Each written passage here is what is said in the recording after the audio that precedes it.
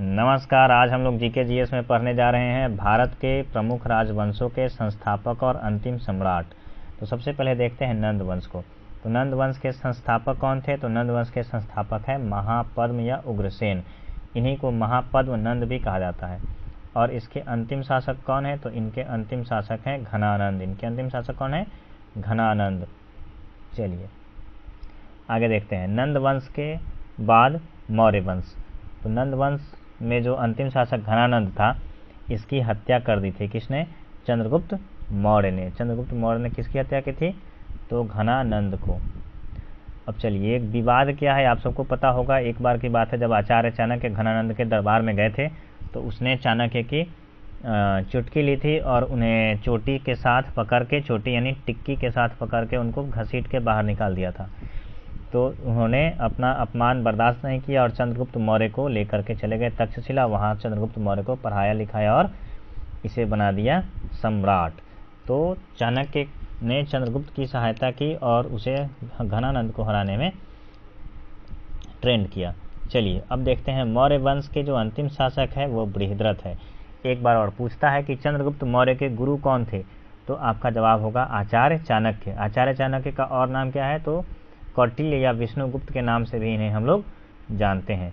चलिए आगे है गुप्त वंश। तो गुप्त वंश के संस्थापक कौन थे? तो गुप्त वंश के संस्थापक है चंद्रगुप्त प्रथम।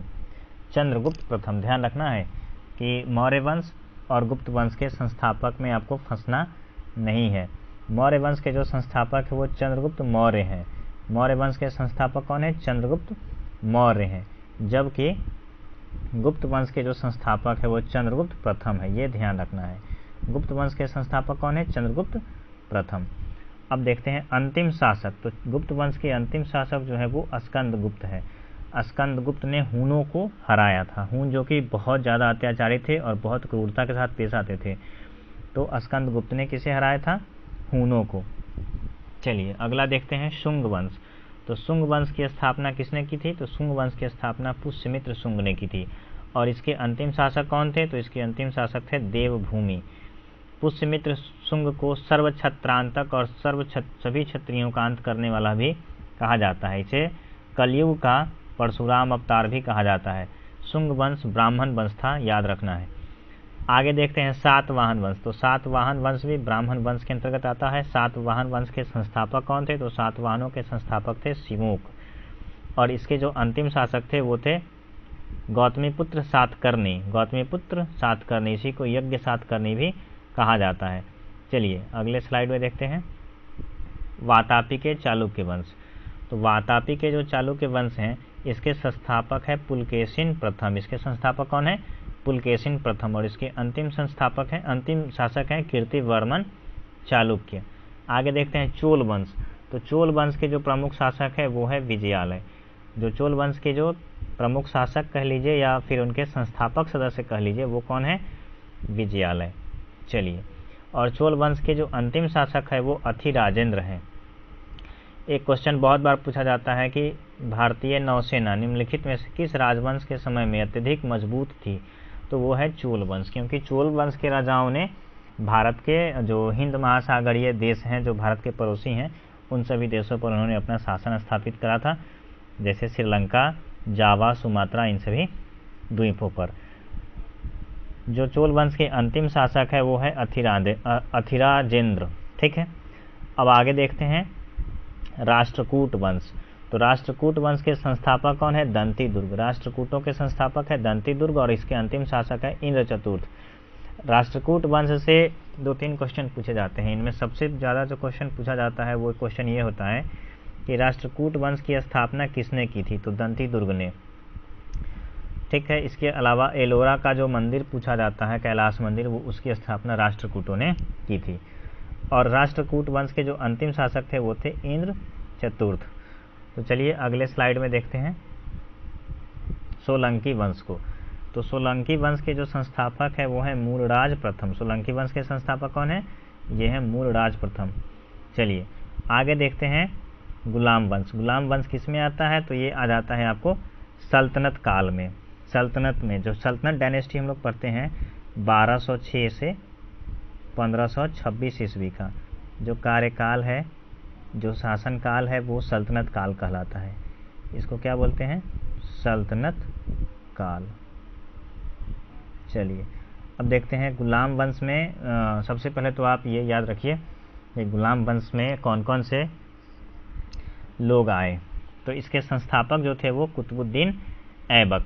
गुलाम वंश के संस्थापक कौन थे? कुतुबुद्दीन ऐबक थे। ये कुतुबुद्दीन ऐबक जो था ये मोहम्मद गोरी का क्या था? गुलाम और दामाद भी था। तो क्वेश्चन ये भी पूछा जाता है कि निम्नलिखित में से कौन सा गुलाम जो कि भारत में शासन सत्ता संभाली वो गौरी का दामाद भी था?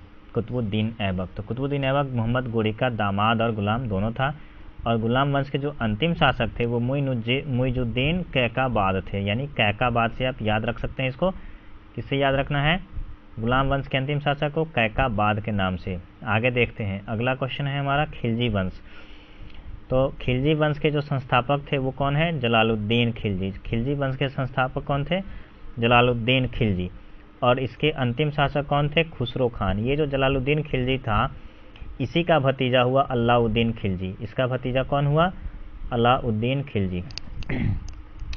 अलाउद्दीन खिलजी का जो चित्तौर का युद्ध है वो बहुत फेमस युद्ध है, जिसमें चित्तौर में सबसे बड़ा साका हुआ था, जिस समय 16,000 राजपूतानियों ने जौहर कर लिया था। खिलजी वंश के अंतिम शासक कौन थे? तो खिलजी वंश के अंतिम शासक खुसरो खान थे। खिलजी वंश के अंतिम शासक कौन थे? खुसरो खान। और संस्थापक जलालुद्दीन खिलजी। आगे देखते हैं तुगलक वंश के बारे में। तो तुगलक वंश को देखिए, इसके संस्थापक कौन रहे हैं? तो तुगलक वंश के संस्थापक थे गियासुद्दीन तुगलक। गियासुद्दीन तुगलक। और इसके अंतिम शासक फिरोज शाह तुगलक। फिरोज शाह तुगलक को क्या कहा जाता है? नहरों का निर्माण करता।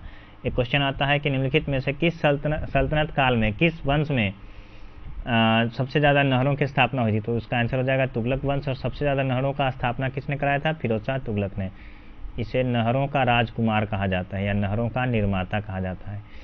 तो इसने खेती वगैरह पे काफ़ी ध्यान दिया था उपज बढ़ाने के लिए, क्योंकि उस समय में जो राजाओं के प्रमुख कर थे उसमें कृषि से सबसे ज़्यादा हिस्सा आता था।